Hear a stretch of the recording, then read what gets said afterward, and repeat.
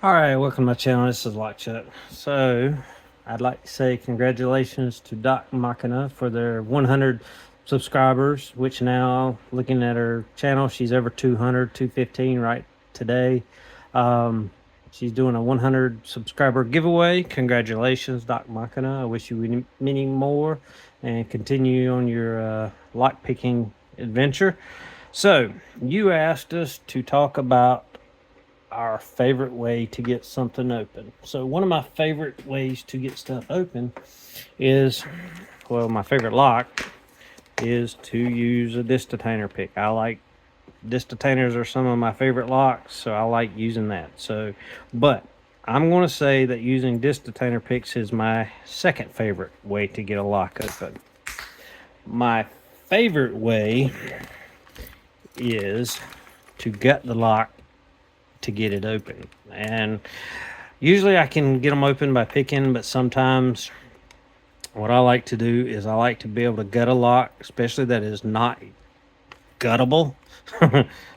It's supposed to be guttable, and gut it. So this was one of my first ones I did. This was a U-Haul lock. It's a 8550, and this thing was whipping me to no end, and I couldn't figure out how to pick it. And so I actually took the pins out and progressively pinned it, and to find out that these were all tapers. So that's why, I mean, this was like early. This is before I was a green belt or a white belt that I was working on this. So this was very early in my adventure. So that's how I figured it out. I gutted it and figured it out. So that obsession has yet to stop. So if I have a lock that malfunctions sometimes or gives me trouble, I want to find out why. So this one, which I think I threw the core away the other day, but I was trying to figure out what happened to this lock because it wouldn't pick anymore, key wouldn't work, and the plastic core inside broke. But I gutted it to find, well, there's pieces of the core. It's black plastic.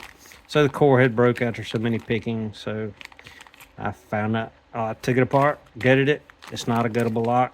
Destructively gutted it to find out what's wrong. Here's another distatainer. There was a lot of discussion, debate among lock pickers what was in a FJM distatainer.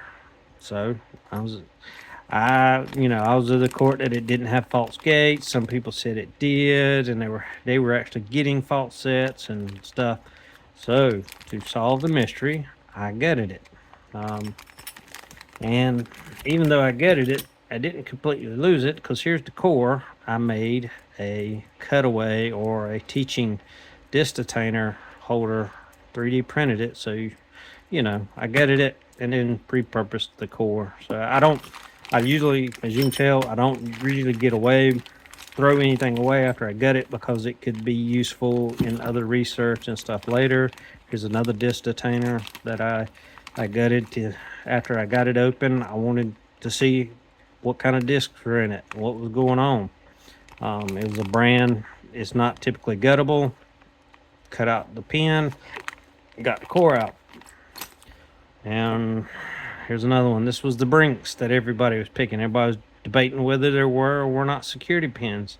I did gut this and, got it open, found out there was 2 security pins. So I enjoyed doing that. Here's another one, the Avis, one of the titaniums. I did not particularly like this lock, and I wanted to find out why it didn't pick well. And so I gutted it destructively and found out that it had aluminum driver pins in it. So I'm still keeping it, for who knows what. So the hoarder in me comes out. So I keep everything. So if anybody ever has questions or what have you, this was an Ace padlock. It had some tricks. Sometimes it picked fine, sometimes it didn't. I was just trying to see what was going on. So I cut the rivets off and completely pulled apart, replaced it. So I can take this apart, get the core out, and if I want to, I can show people the whole working mechanisms. So me, I like mechanical things, but I want to learn how they work as well. So that's why I like to sometimes destructively gut. Again, some people may cringe, but this is a postal lock, and I wanted to see how the counter worked. So I am working on this as a challenge lock to send out. It will be, I did make it so it can be reassembled with the screw. This is threaded. It was threaded from the factory. So I can put the cover back on, put a screw in, and send this back around. So that's a later project. I just got to put a screw there. Let's see, anything else I've got? I'm sure there's more. Like, here was a brass padlock. It was picking kind of funny. I wanted to see what the core had in it. And so I knocked the core out to see what was in it. There's a couple other I've done that too.